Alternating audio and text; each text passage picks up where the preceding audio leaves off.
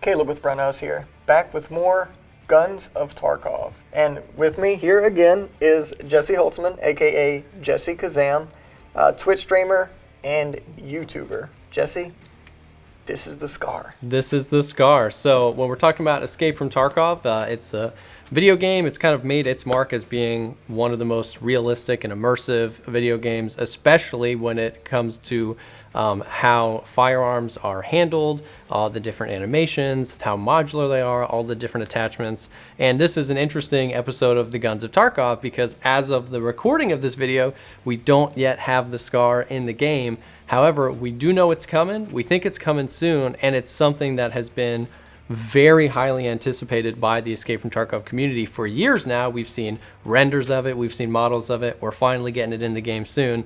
And we were even speaking a little bit before this, just in kind of video game culture, the Scar is often regarded as, you know, the best gun in most games. A lot of people seek it out. So it's really cool to be sitting in front of it. I've never seen one in real life, and to hear some perspective on how this thing operates in real life. Yeah, I mean, in real life, the Scar is one of those guns that people either love or they hate. And that's both on the civilian side and the military side as well. Interesting. So whenever I heard that the Scar was coming to Escape from Tarkov, I was like, what else? No big deal. What else is coming? But people were going nuts about it, like, the Scar's coming. And I think that's because, like, in a video game, because it's a video game, it's a computer program, you have to apply numbers as values to everything, like recoil, ergonomics, weight, all that stuff. And on paper, this is a really good gun. Interesting.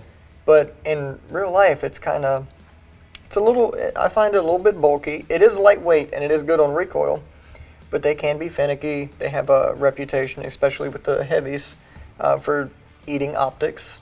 Interesting. Because of the way they recoil. Okay. And that's because the gun itself is so lightweight. And then the bolt is just a chunk of steel. It's heavy. So it's heavy, everything else is light. So it's not recoiling very much, and that bolt's coming back, and when that bolt slams forward, you're actually getting a little bit of forward movement. So the bolt slamming it forward is kind of jarring the gun forward a little bit. Interesting. Most optics are designed to absorb recoil coming back. The opposite way. Not coming forward. And that's really why it has the reputation for eating optics. Not all optics, mind you.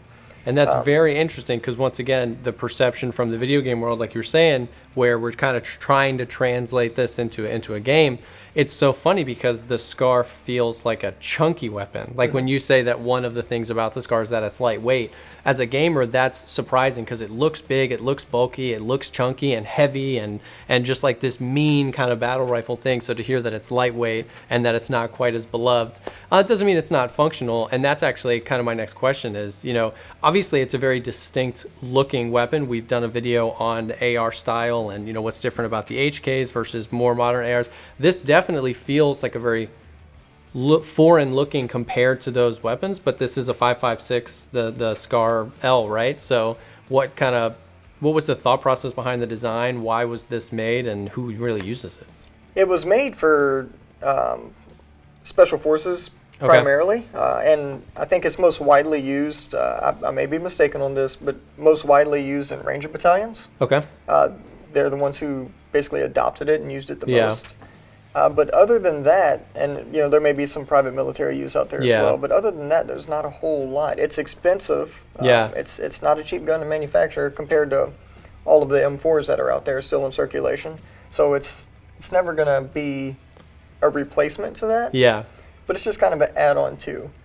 And you know, with all that being said, it is a great gun. It is modular. It uses your standard M4, you know, HK416 magazines. Gotcha. So any of those mags you're running in your M4 will work just fine in this one. And then the grip as well. You can change this grip out. This is a AR-15 grip or M4 grip, so you can replace that. And it's modular. You know, you can change barrel lengths on it. Okay. You have a pretty ergonomic stock design. I do like the stock design on it. It's a folding stock. It can be fired from the folded position as well, which is interesting and convenient. And it is a piston-operated gun. Okay. So like the 416, you're not blowing all the gas back into your action like you are in the M4.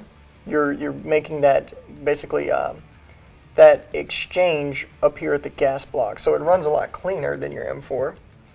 It can be finicky in some cases, but for the most part it is reliable. So the firearm itself is very modular. Yeah. As I mentioned before, you can change out different barrel lengths on it. This handguard extension up front here, this is an aftermarket one. So there's plenty of options out there for that.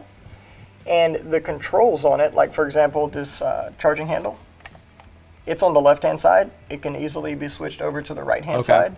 Super easy to do. The magazine can be released from both the left or right-hand side. The selector lever is on both sides.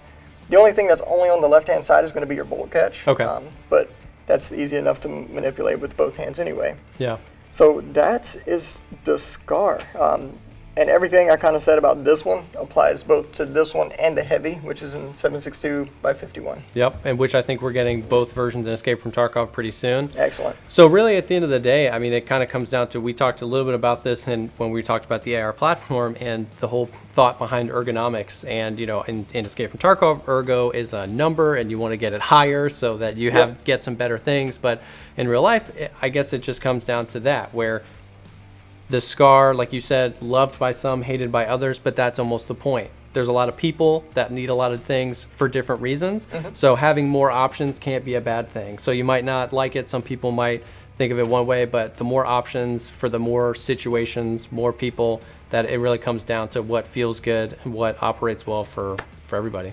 Yeah, and you know, kind of picking a gun is almost like picking a pair of shoes. You gotta try it on and see what works best for you. Yeah. Same thing in Escape from Tarkov. I suppose, since it's taken such a shot at realism. Yeah. Then that's just a whole nother level to it. And I think that's what gets me and a lot of other people excited. Is a lot of people even ask the question at this point, while the game is still in beta, why are you adding more guns? Why are you adding more 5.56 guns? We have 5.56 guns, and I think that is the point, that at the end of the day, that is in a way a pretty realistic thing. Like, right? Like, we didn't just, as the human race, make one and go, that's good enough, let's move on. I think a lot of us are looking forward to that day where we're taking our equipment in to Escape from Tarkov for the raid we want to play. What situation am I going to find myself in? What do I like? You know what I mean? Even if it is just aesthetic, because that, you know, in a video game, we're not going to actually feel it and have that ergo, but what do I like to use? What do I feel good with? I tell people a lot, because a lot of my content is beginner guides or how to get better, that you can look at the stats, you can look at the numbers, but if a certain gun feels better, if you just find yourself more proficient with that, use that. It doesn't, even if it has a little bit more recoil or a little bit less ergo or whatever. So at the end of the day, it's just use what feels good. So I think a lot of us are looking forward to that day, and that's why I'm excited for the SCARs to come in the game. Even if I don't end up using them, or I do, it just makes a more unique experience when you kill an enemy and you're like, oh, he's got this. I don't use these often, and that just, it's kind of a cool moment. So yeah, and that I totally agree with. And you know, one more thing I kind of like to add to that is that lore-wise, and the lore of the game, it makes sense for there to be all these different types of guns there. Yeah. Because it's not like, you know, the 3rd Brigade combat team deployed to Tarkov and they're all using M4s, so that's the only thing you can find there. It's not. It's all, you know, private militaries that were deployed to Tarkov using basically whatever they want. Yep. So it makes sense. Makes sense. And the guns that were already there amongst the civilian population as well. Yeah. So that's a whole nother level to it. So it makes sense. And so Guns of Tarkov, this is the SCAR. So if you if you're into viewing on Twitch, you got to go check out and follow JesseKazam. Go ahead and give him a subscribe on YouTube as well. And if you haven't already, I don't know why you haven't, but subscribe to our channel on YouTube. Absolutely. So, Guns of Tarkov, Jesse, thanks for doing this one with me. Thanks for having me.